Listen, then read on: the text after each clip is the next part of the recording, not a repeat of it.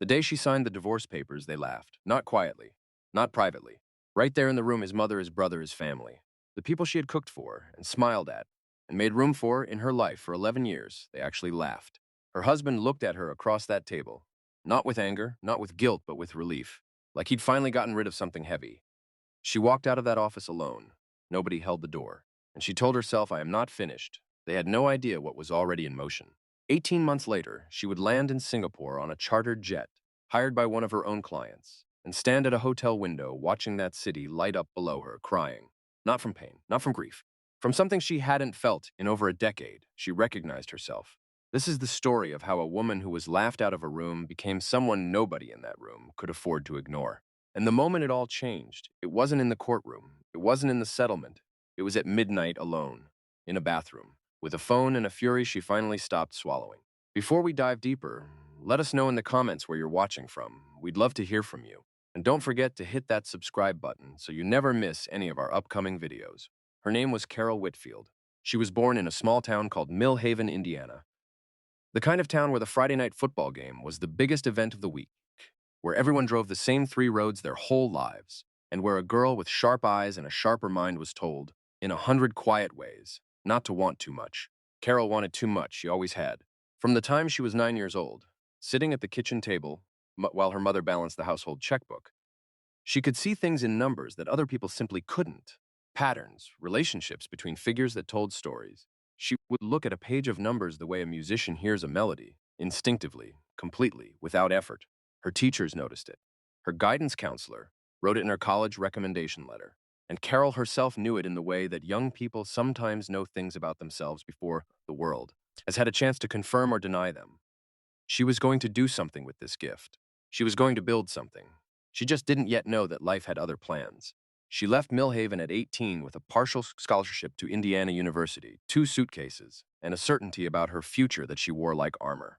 She studied accounting and finance, graduated near the top of her class, and landed a position at a mid-sized financial consulting firm in Columbus, Ohio, before she had even collected her diploma. Her supervising partner told her in her first 6 months that he hadn't seen analytical instincts like hers in someone so young in a very long time. She took that compliment home and held it like something precious. She had earned it. She had worked for it. And for the first time in her life, she felt like the version of herself she had always been moving toward. Not a girl from a small town, trying to keep up, but a woman with something real to offer the world. That was the Carol who existed before she met Ryan Whitfield. And it is important that you understand who that woman was, because the story of what followed only makes sense if you first understand what was lost. She met Ryan at a birthday party for a colleague in the spring of her 23rd year. He was tall and he carried himself with the particular ease of a man who had never been made to feel small. He came from a comfortable family in Westerville. His father owned a small chain of hardware stores. His mother sat on the board of the local arts foundation. And he had the smooth confidence of someone who had always had a soft landing waiting for him whenever he fell. He was charming in that effortless way. He told her she was unlike anyone he'd ever met. He told her she had a mind that he couldn't stop thinking about. He called her remarkable. She was 23 years old, and remarkable was exactly the word she had been waiting for someone who mattered to say out loud. They were together within weeks, serious within the year, and when he proposed on a Thursday evening in her apartment, no elaborate setup, no restaurant reservation, just him on one knee with a ring in a velvet box and that easy smile, she said yes without hesitation, because she could not yet see the difference between a man who celebrated who she was and a man who merely said he did.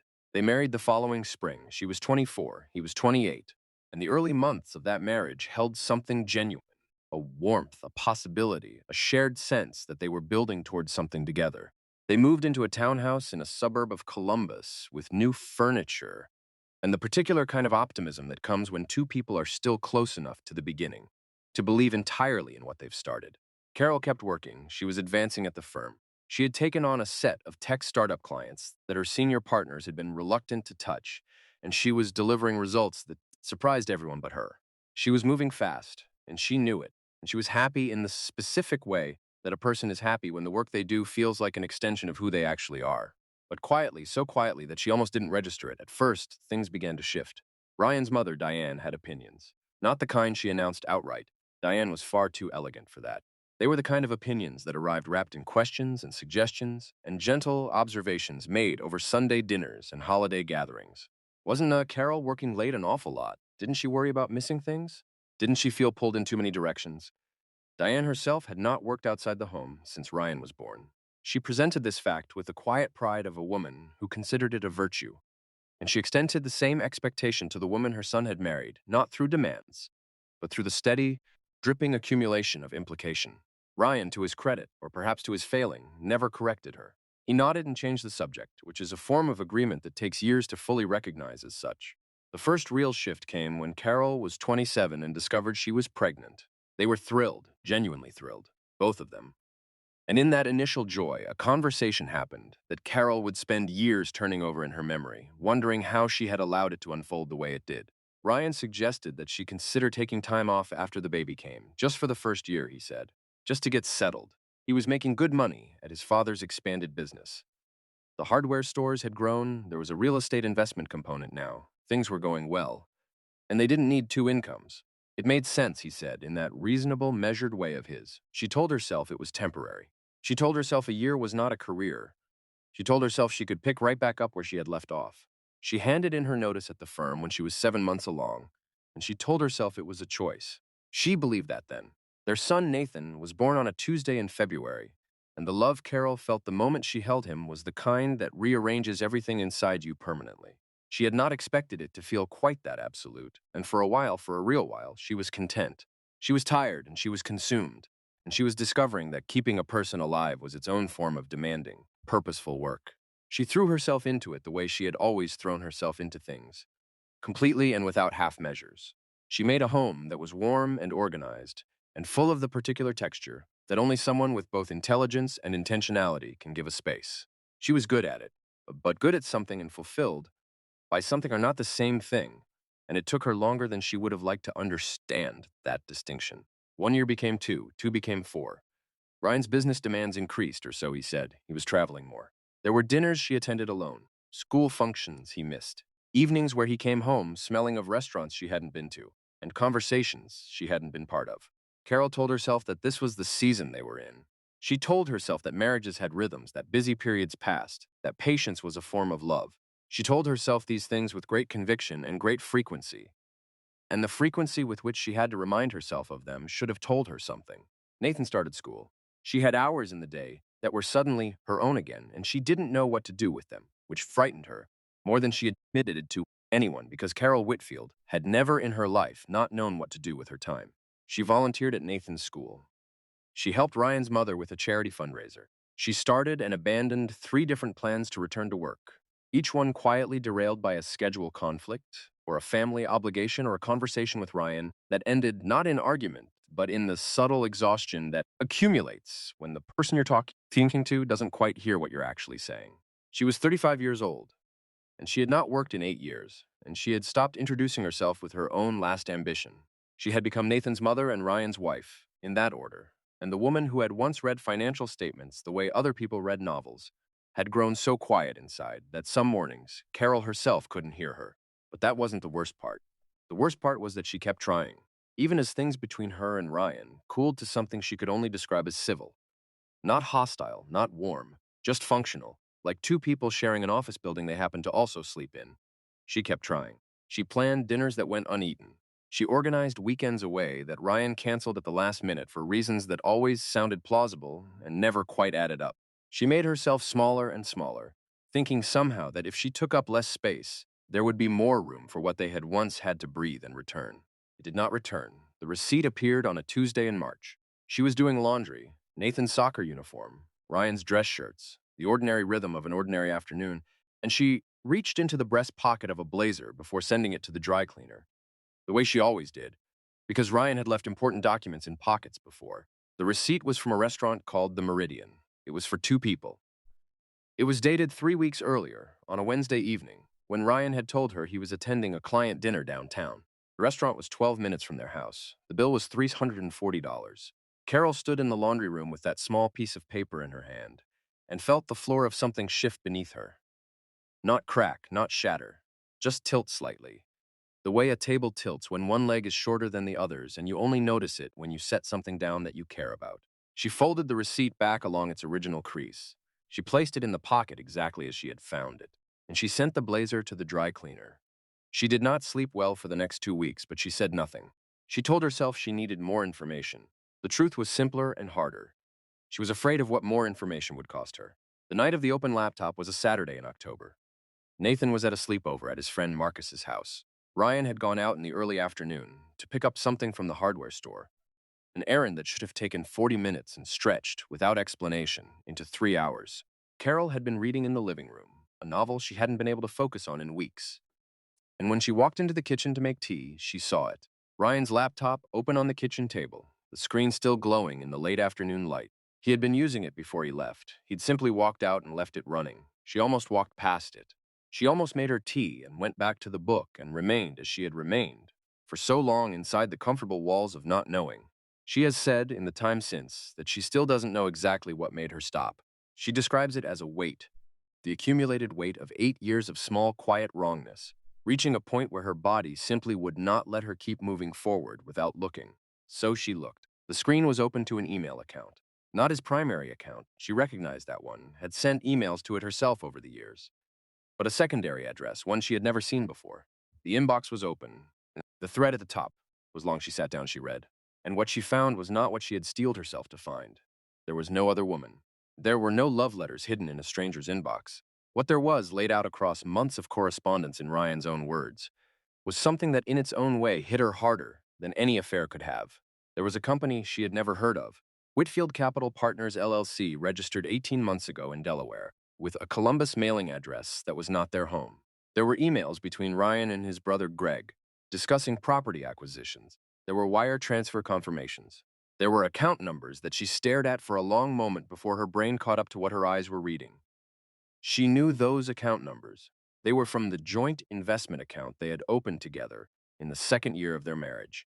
The account that held, among other things, the money Carol had saved during the 3 years she worked before Nathan was born. Her money. Their money. Money that was supposed to be the foundation of a shared future. It was moving. It had been moving for 18 months, and it was moving into an entity whose existence she had never been told about. She did not make a sound. She took out her phone, and she photographed every screen she could reach. Every email, every document, every account summary, every name.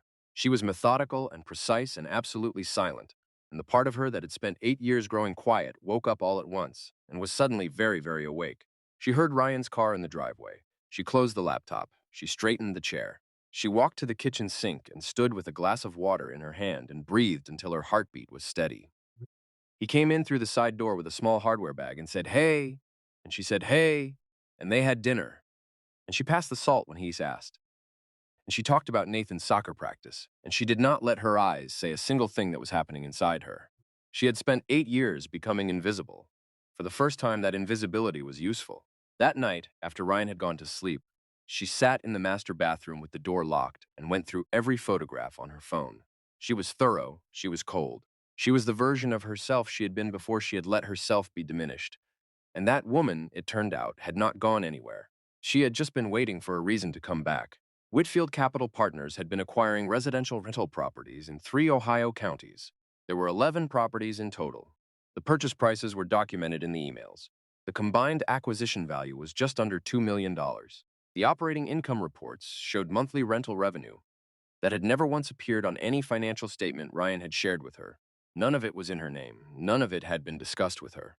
None of it existed as far as the life she lived every day was concerned, and the money that had seeded the initial acquisitions, the down payments, the LLC formation costs, the legal fees, had come, at least in part, from accounts she had contributed to with her own hands, her own hours, her own working years before Nathan was born. The fury she felt in that bathroom was not the hot, fast kind. It was slow and cold and very, very clear. She did not cry from pain that night. She cried from recognition. The recognition of a woman who finally, after years of folding things back into pockets and putting things away and choosing the quiet road, understood exactly what had been done to her and decided, in the stillness of that locked room at 1 in the morning, that it would not be the end of her story. It would be the beginning of the next one. She called her collegeward friend, Patricia Dunmore, the next morning, while Ryan took Nathan to his soccer game. Patricia was one of those friends that life quietly spaces you from, not through conflict or fallout, but through the slow accumulation of distance that happens when one person's world gets smaller and the other's keeps moving. Patricia had become a family law attorney in Cincinnati. and she had built a reputation in exactly the kind of case that Carol now found herself living inside. Carol told her everything in one long, steady breath. Patricia was quiet for a moment. Then she said, "Do not touch anything. Do not confront him. Do not move any money." And then she said the thing that changed the entire shape of what was coming. She said, "I'm going to connect you with someone. His name is David Osei, and he is the best forensic financial investigator I have ever worked with. And Carol, he is going to be very interested in what you just described." They met the following Thursday at Patricia's Cincinnati office. Carol drove the 2 hours alone, told Ryan she was visiting an old friend, and walked into that conference room carrying her phone with its photographs and 8 years of accumulated quiet and something else. Something new that she was still learning to name. David Osei was a compact, precise man in his early 50s who looked at financial records the way a surgeon looks at a scan. He listened to Carol without interrupting. He looked at the photographs on her phone. He asked 4 specific questions and made a series of notes. Then he said, "This is solvable." He said it the way you'd say the weather is clear, a simple, observable fact. He had done this kind of work for 22 years. He had seen cases like this before. He had seen the particular pattern of a husband who believed his wife was too distracted or too dependent to notice, and he had watched that assumption cost those husbands enormously. He would begin the following week. Carol drove home in the November rain and felt something she had not felt in years, like someone who knew exactly where she was going. The next 4 months were the strangest and most demanding of Carol Whitfield's life. On the surface, nothing changed. She made breakfast, she drove Nathan to school, she attended Ryan's family dinners and smiled and passed the salad and laughed at the appropriate moments, and was to every person who looked at her the same quiet, unremarkable woman she had always appeared to be inside that family. Underneath, everything was in motion.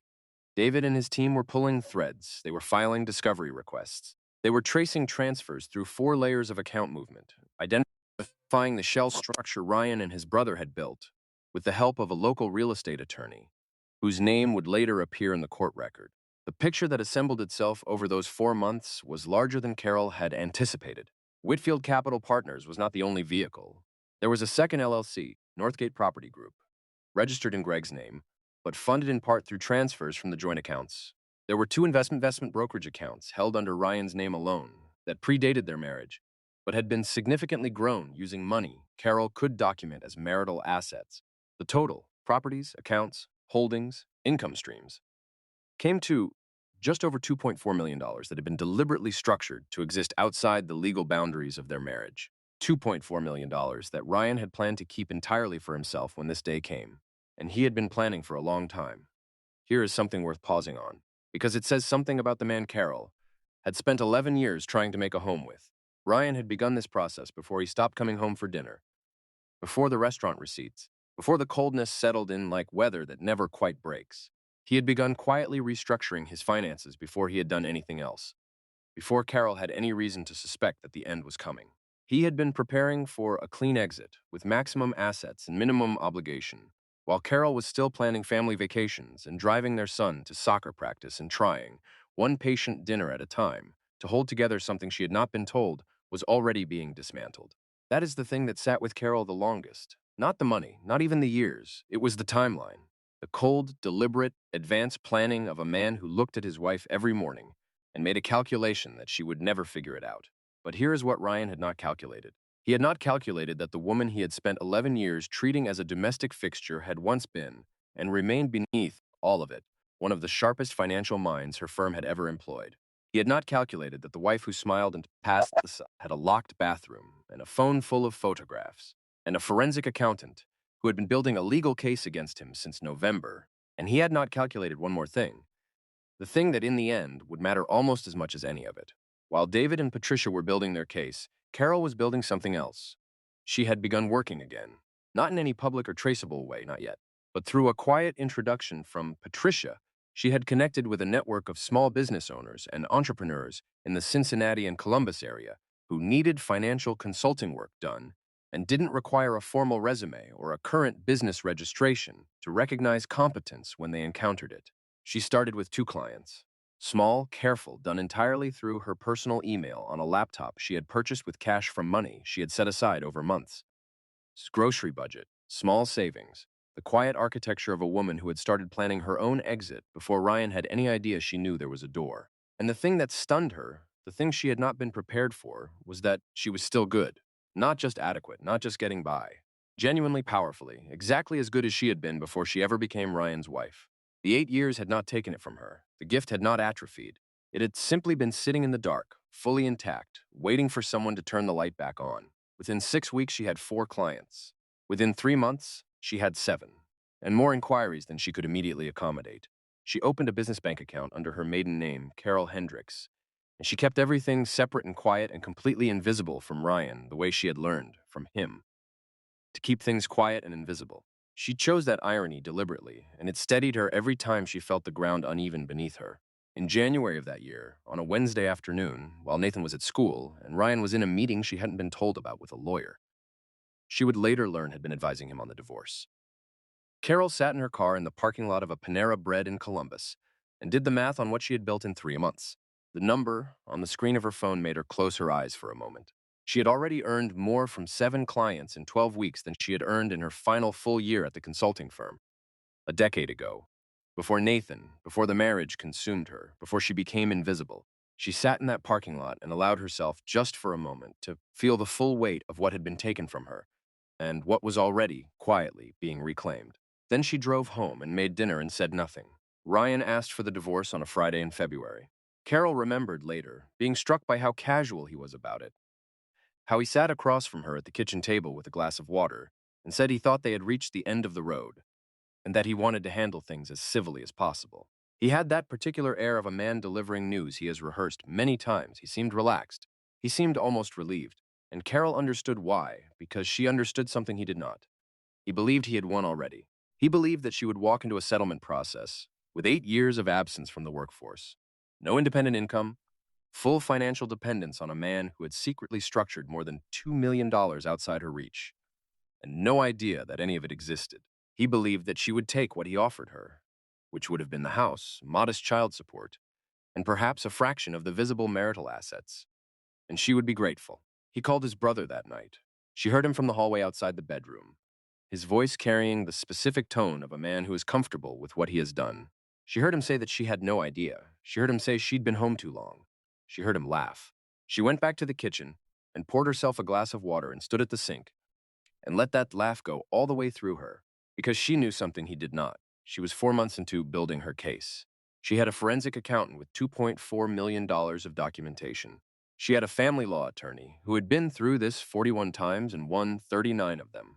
And she had already a growing business registered under a name he had never thought to look for. She went to bed that night and slept better than she had in months. The mediation took place in March in a conference room on the 14th floor of a building in downtown Columbus. Ryan arrived with his attorney, a man named Clement Hargrove, who was known in Columbus legal circles for his work in high-asset divorces, and who carried himself with the confidence of someone who had rarely walked out of a room on the wrong side of a result. Ryan sat across the table from Carol with the same relaxed certainty he had carried into their kitchen on that Friday in February. His brother Greg was in the waiting area downstairs. The initial offer Hargrove presented was exactly what Carol had anticipated.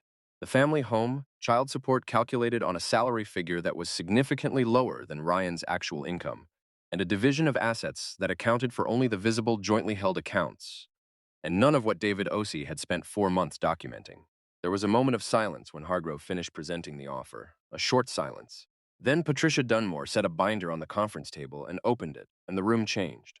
Ryan's confident expression held for approximately 30 seconds before it began, very slightly, to shift. Hargrove asked to see the documents. David Ossie walked him through them, account by account, transfer by transfer, LLC registration to property deed to income statement, all of it.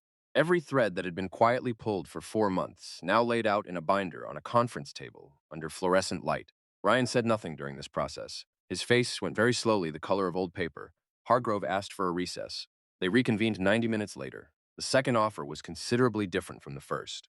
The final settlement took 2 additional months to negotiate, because Ryan's team attempted 3 different times to challenge the documentation, and was turned back each time by evidence that had been built with the precision of people who had known exactly what they were looking at from the beginning.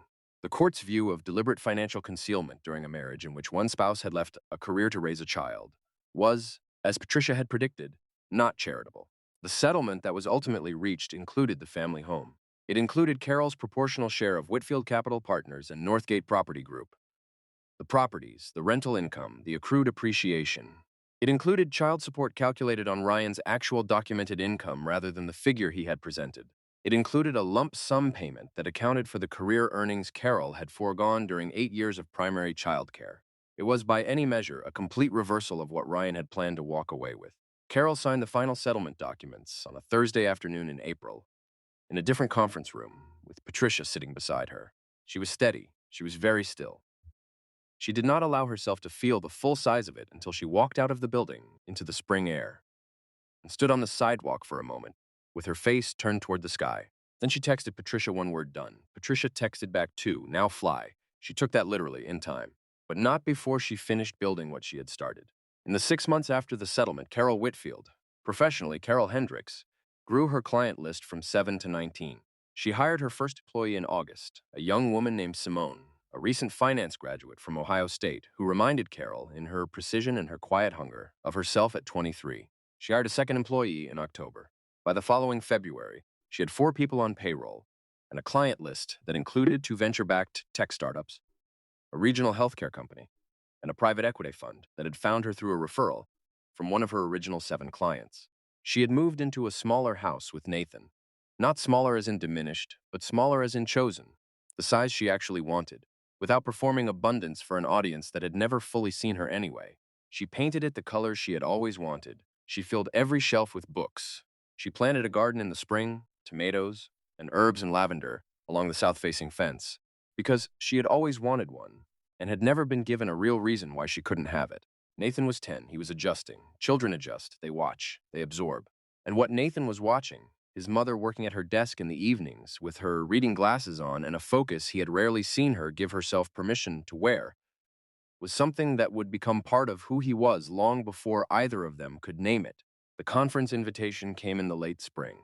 It was for the National Financial Consulting Summit in Chicago, not the kind of event that sought out people like Carol a year earlier, but the kind that seeks out people doing exactly the work Carol was now doing. She had been invited to sit on a panel titled Women Redefining Independent Financial Consulting. She bought her own ticket. She booked her own hotel room.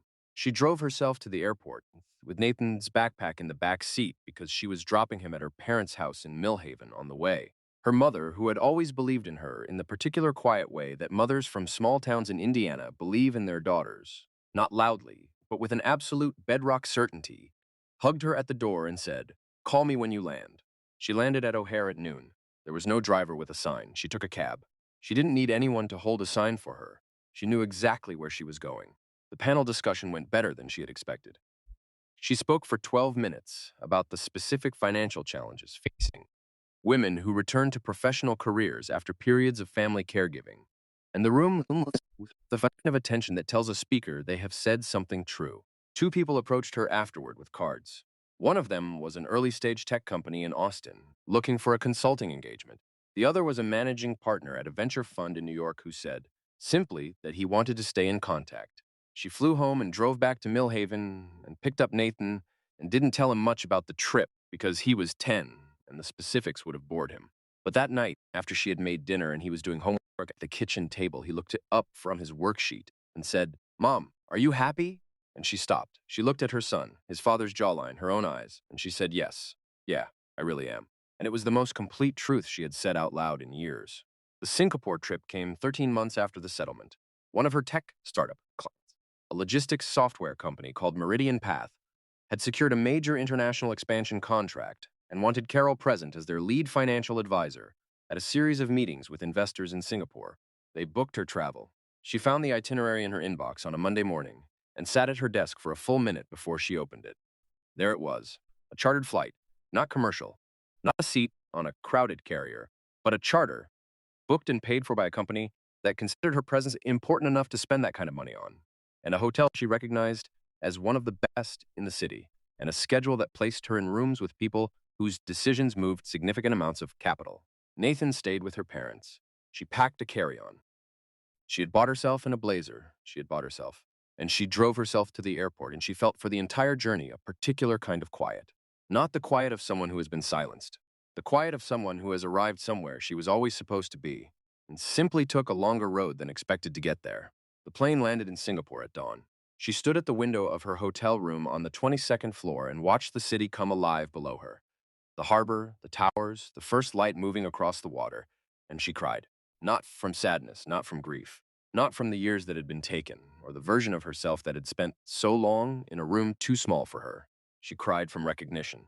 The specific, overwhelming recognition of a woman who had been lost for a long time and had quietly and entirely on her own terms found her way back. Ryan heard about the firm 8 months after the settlement was finalized. His new partner mentioned something about a financial consulting company out of Columbus that was making noise in the tech startup space. Smart work, clean track record, growing fast. He didn't connect the name immediately. Carol Hendricks was not a name he associated with consequence. It was his brother who sent him the LinkedIn profile. There was a photograph. Carol, in a blazer she had bought herself, looking at the camera with the calm, direct expression of a woman who has nothing to prove and knows it. Greg texted him, "Is this who I think it is?" Ryan didn't respond for 3 hours.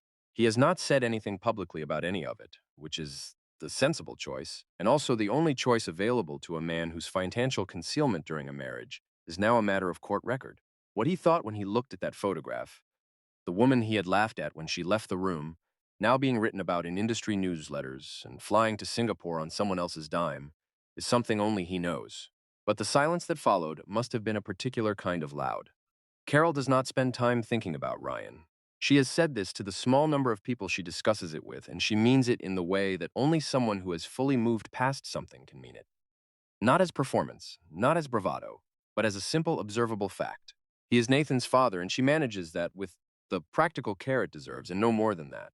What she thinks about, instead, is the bathroom. She thinks about it often, in the way that a person thinks about the precise moment a road forks.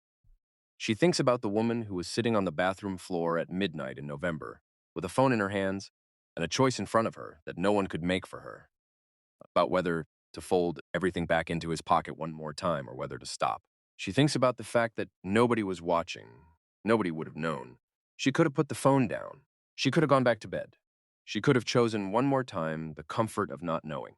And she thinks about what it cost her, all those years, to keep choosing that. And she thinks about what it gave her, finally at last, to choose differently. This is the thing she wants you to know. She says it clearly and without embellishment to anyone who asks, and more people ask than you'd expect.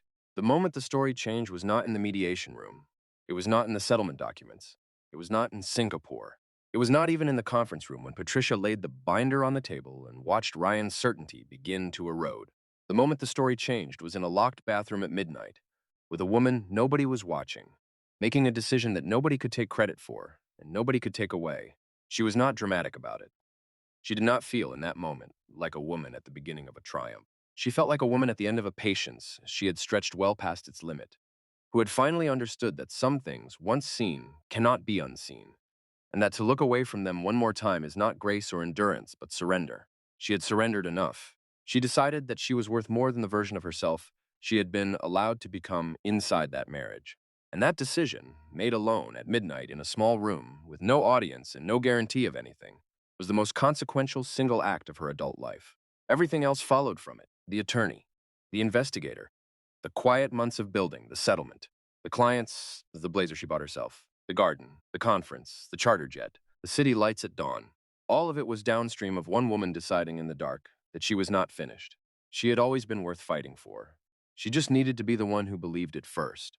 And once she believed it, once she stopped waiting for someone else to confirm what she had always known about herself, there was nothing left to stop her. There never had been. The silence that fell over everyone who had ever laughed at her was not something she engineered or pursued.